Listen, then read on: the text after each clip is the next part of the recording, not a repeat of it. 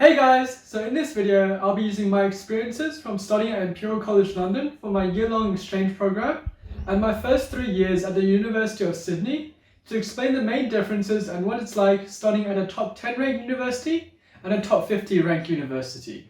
Let's get into it.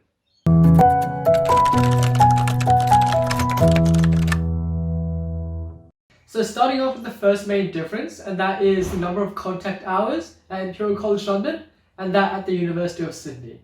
So at Imperial College London, I would be roughly spending about 4 to 5 days at uni each week.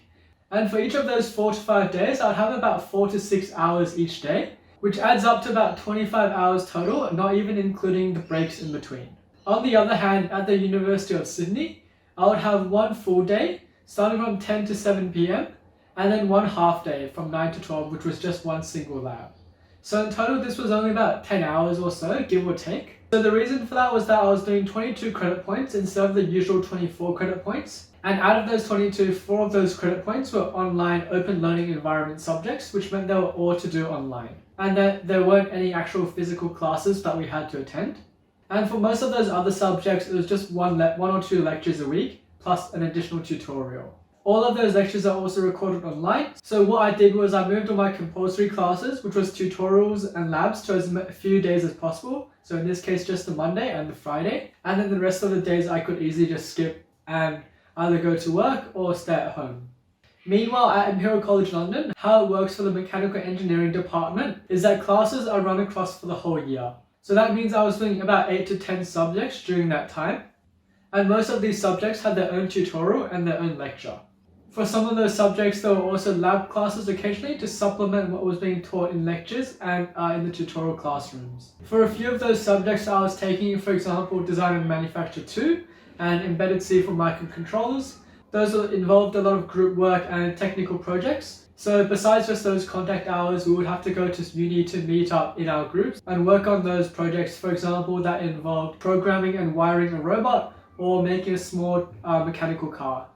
This pretty much meant even if I wanted to skip some lectures on certain days, I would still have to go to uni to meet up for those group projects, as these generally were very intensive and required a lot of work. Also for Imperial College London, for Design and Manufacture 2, which was one of the subjects I was taking, there was what was known as Design Week, which was one full week, Monday to Friday from 9 to 6 p.m. on most days and 9 to 12 p.m. for a couple of days.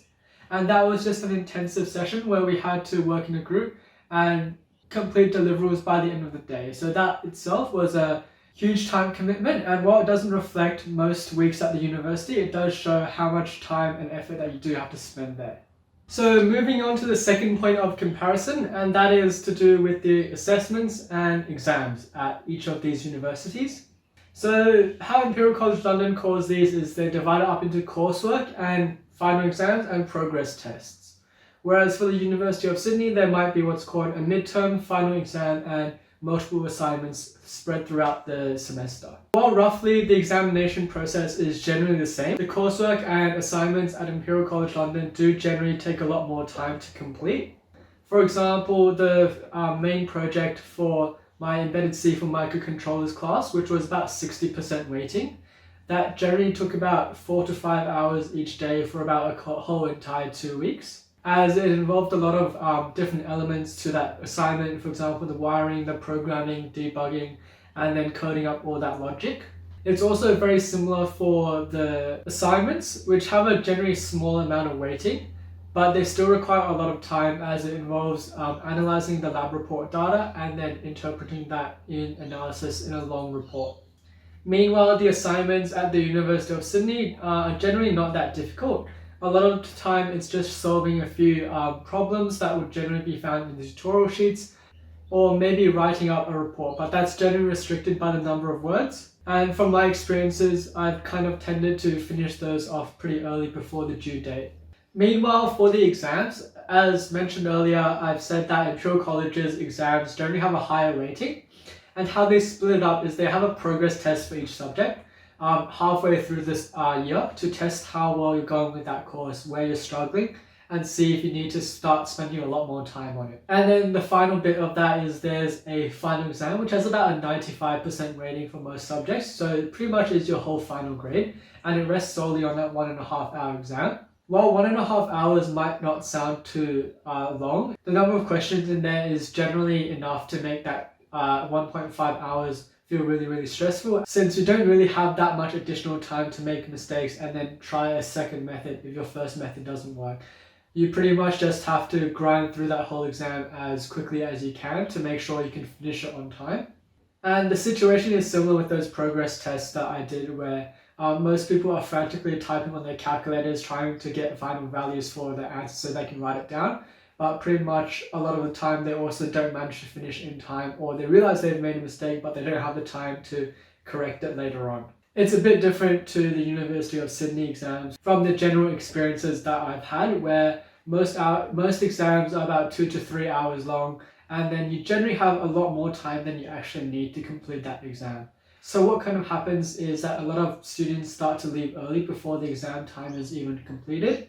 And you definitely have more than enough time to check through all your workings, see any careless errors you might have made, or keep trying at a very difficult question. And that's pretty much a sight or experience that you never really get to see at Imperial College.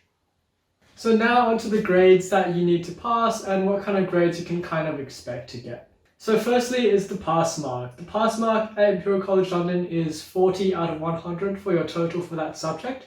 Whereas for the University of Sydney and for most universities in Australia, it's 50 out of 100, so 50%.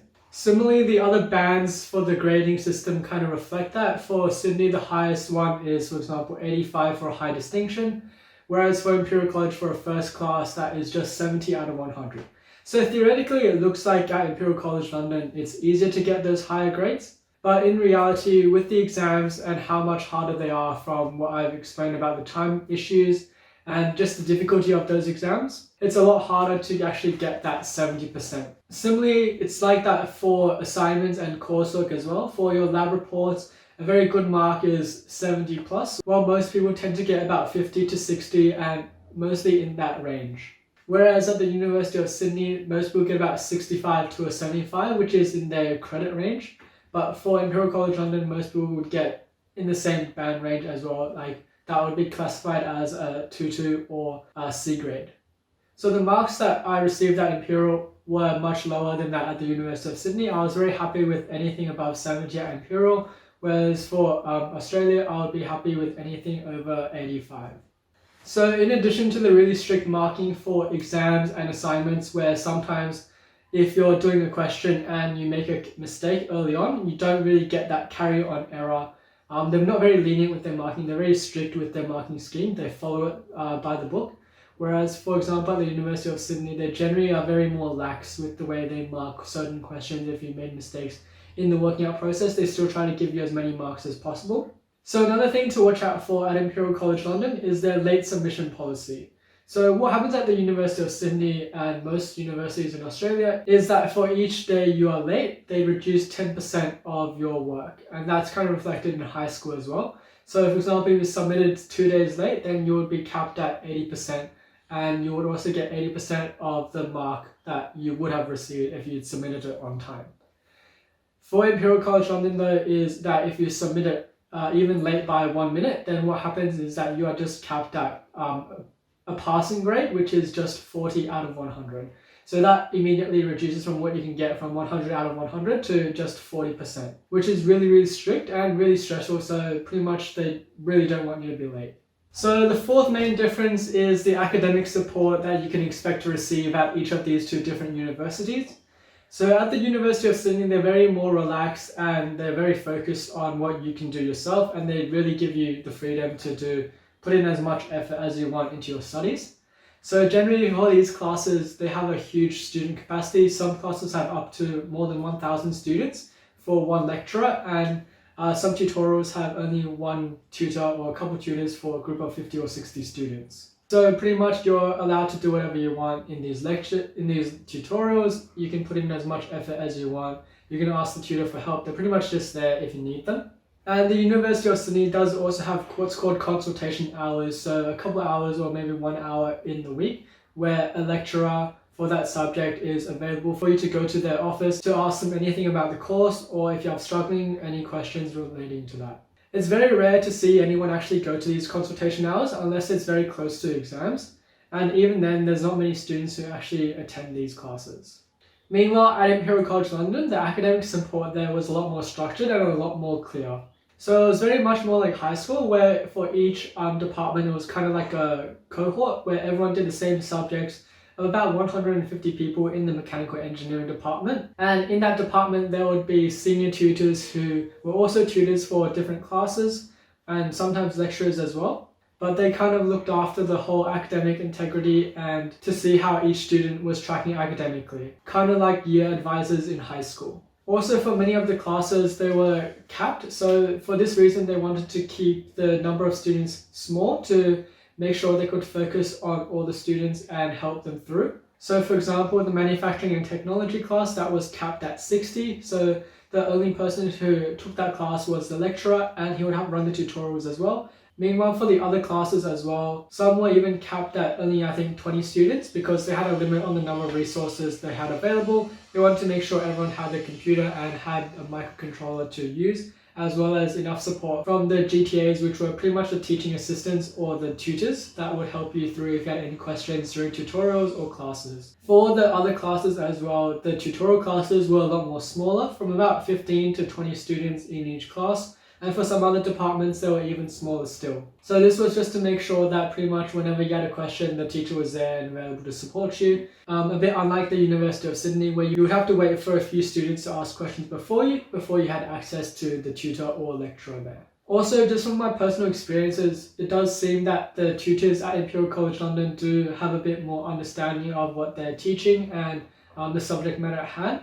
And I feel that is mostly because they're either doctors in that field, or they're taking a subject and teaching that subject that's very similar to the one that we're taking. So for example, your mechatronics year 1 tutor for that class might be your lecturer for the year 2 mechatronics class. This was different from the University of Sydney, where a lot of the time the tutors were just students from a couple years above, and sometimes postgraduate students who had simply just completed that subject previously. Similar to the consultation hours at the University of Sydney, Imperial College also had what was called their clinical tutorials, which was pretty much the same thing, just where the lecturer was in his office and you could go visit him if you had questions. Another thing that Imperial College had that I found kind of interesting was they had personal tutorials. So for each academic in that faculty, they would have 2 or 3 students who were their personal tutees. And then they could talk about anything related to academic subject matter, or how they're tracking in life generally, and any personal issues they might be facing.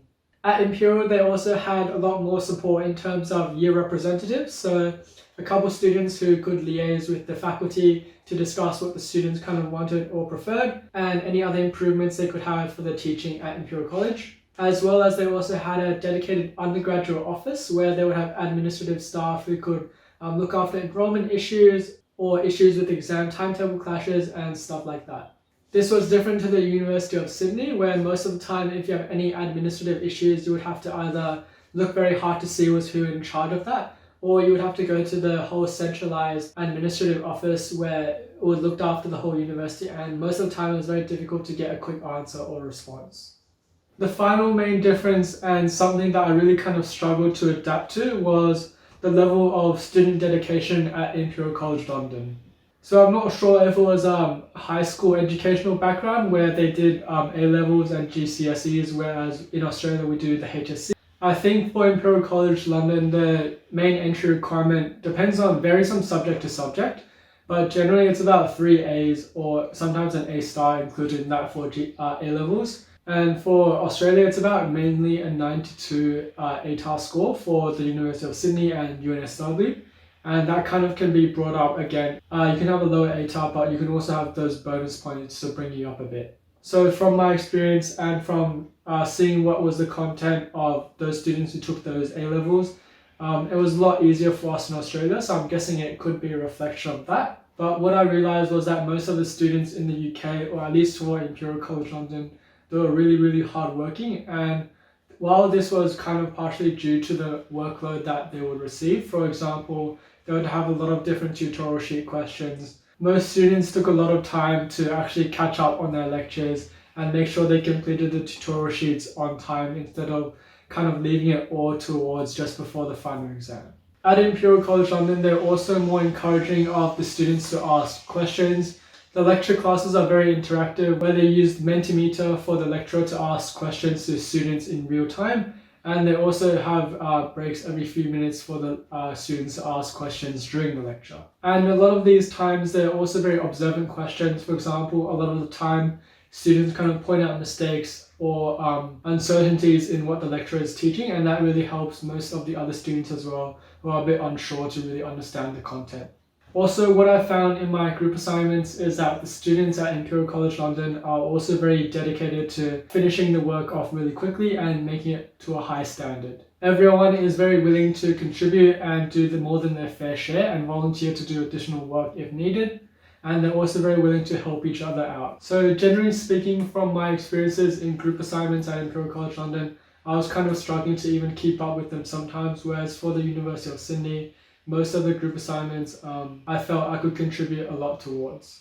Meanwhile, at the University of Sydney, it is a lot more relaxed environment. So sometimes we do leave assignments and stuff like that to the last minute. And also a lot of the time our tutorials and that stuff never gets done until just before the exam day or never gets done at all.